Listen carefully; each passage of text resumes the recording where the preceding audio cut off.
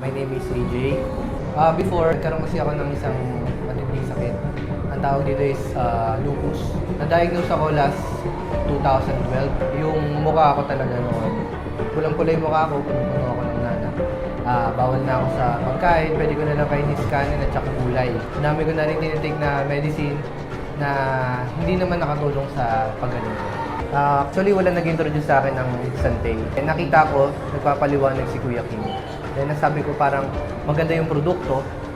Sabi ko baka pwede sa akin yan, itatry ko.